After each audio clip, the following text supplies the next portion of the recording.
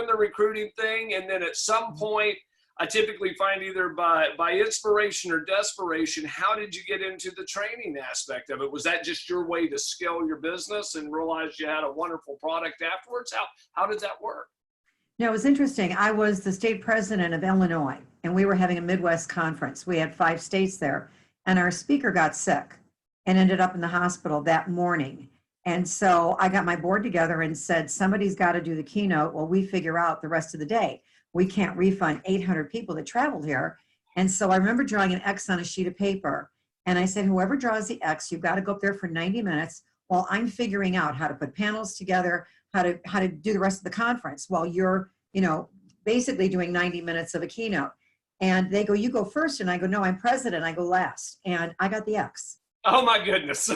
and the funny thing was, Wilson, I went there and I had no intention of doing it again. I mean, I was in the bathroom physically ill at the thought of going on there and doing the program. So I didn't do his program. I asked him for 6 topics and said, we have 90 minutes together. Give me 6 topics. I'll talk 10 minutes on them and then take questions, because I knew it was about what I did, and so I figured I could pull that off. Well, then people started asking me to speak, but I was losing money like crazy for over a year because it was costing me money. Sure. I worked a desk. And when you're traveling and most firms don't want to pay, most conferences want you to donate your time or they'll pay your travel expenses.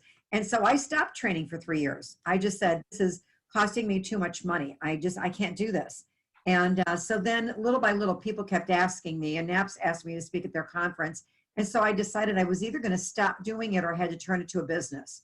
That's when I developed the web-based training, because just speaking, there is not enough money into it, not in our profession. You have to have products. You have to have something you can sell in the back of the room to justify that you're there. Because you lose, if you're at a conference, you lose the day before, you lose that whole day, and sometimes you lose part of the next day. So absolutely, I had to make a business out of it in order to keep doing it. And so basically how you were able to do that to a large degree was replicate yourself with the technology. Is that? Yes, absolutely.